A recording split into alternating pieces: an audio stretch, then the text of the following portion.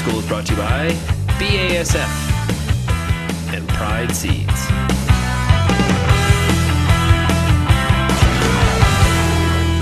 We're here at the Southwest Ag Conference, and I'm joined by Greg Stewart, OMAFRA Corn Lead. Sir, thanks for taking the time. Good to be here. Hey, it's that time of year where you're out talking to farmers, especially here at SWAC, about nitrogen and fertilizer recommendations, and we just talked about three specific things in your presentation. I want to run through those, and the first one always brings a bit of a snicker, from growers. You still, your big point is, hey, dry P&K on the corn planter still pays. You can go out and buy a multi-hybrid planter, but hey, you may get a better payback from dry P&K. Yeah, so it's, you hate to phrase it as a 1970s recommendation because everyone wants to move on to the thing that's newer and greater and better and more sophisticated. But when we look at our data, it's really difficult to suggest that farmers, at least some farmers, should carefully evaluate whether dry fertilizer on their planter still can be a very reasonable option. And so one of the questions that came up in the session was, well, who really can make dry P&K pay? And so granted, if you're on very high testing soils, high in P, high in K, and are very uniform, then the odds of making dry P&K on the planter a significant economic advantage is probably limited. But if you farm a lot of acres, and if there's a lot of rented land, and you're not sure how long you're going to have that rented land, and you don't want to broadcast P&K to build elevated, or to build up soil tests on ground that you may not have next year, you get into a range of those situations. Our data would suggest that having dry fertilizer, so dry P, dry K blends on a corn planter, can actually bring significant yield improvements. So it's something worth considering. So if you're going to invest, $100,000, $200,000, $300,000 in your corn planter, you might want to consider whether a dry P&K system, and we're getting better and better equipment on being able to deliver dry P&K on today's planters, you might want to think about whether there's still a fit for your operation with a dry P&K option.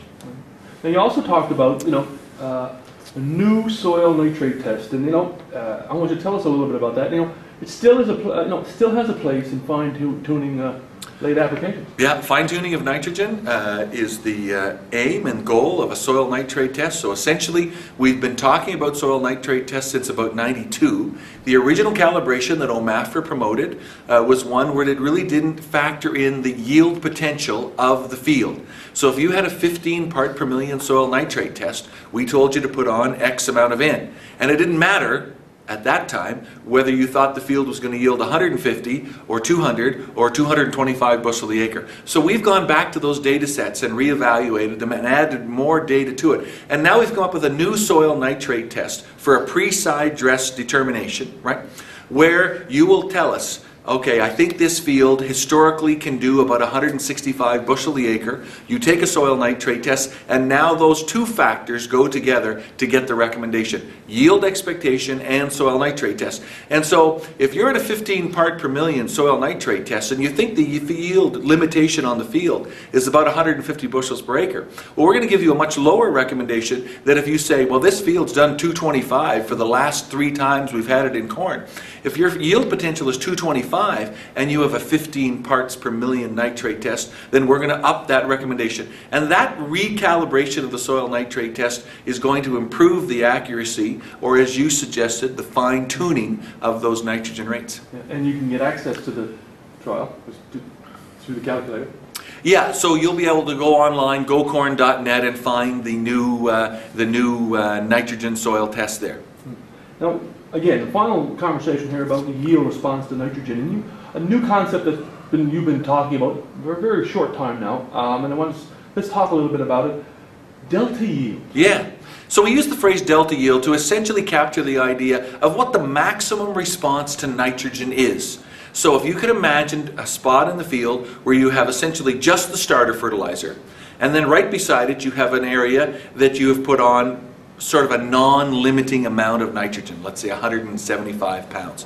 So the delta yield is essentially just the yield difference between the zero and the high rate nitrogen. And we've come up with a way of using that number, that yield response to nitrogen, to help us determine what the right rate of nitrogen would be. We've actually developed a little tool. You can go to the spreadsheet, you enter how much nitrogen you put on, so at the low rate, how much nitrogen you put on at the high rate, what the yields were there, tell us what the price of corn was, the price of nitrogen was, and we'll give you an estimate of what, in that spot in the field, what would have been the right rate. And I think intuitively you can sort of picture it in your mind that if your zero rate and your high rate yield about the same, then you're pretty sure that you needed very little nitrogen in that spot. And so we're promoting the idea of having these delta yield plots scattered throughout your field, so that you can do a really good job of evaluating how much nitrogen you needed in different spots in the field. So if you get a prescription from somebody, and it could be a fertilizer supplier or a seed corn company who has a technique for trying to evaluate how much nitrogen you should apply, our suggestion is that follow that prescription, but in strategic locations in the field, drop these delta yield blocks, which would be a 0 beside a high rate nitrogen. And if you get the yields off those two spots, you can punch that into the calculator or the spreadsheet, and you can say, well, in that spot in the field it looks like you needed 142 pounds of N.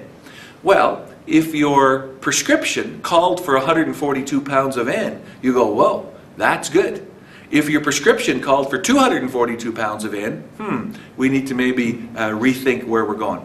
So it's the idea of having these responses to nitrogen, essentially delta yield, just the maximum response to nitrogen, and using that to help us, again, fine-tune our nitrogen strategies within a field. And you mentioned that, hey, GPS and precision farming is going to play a role in here, because you will be hopefully able to sort of plot those those blocks, and get some data.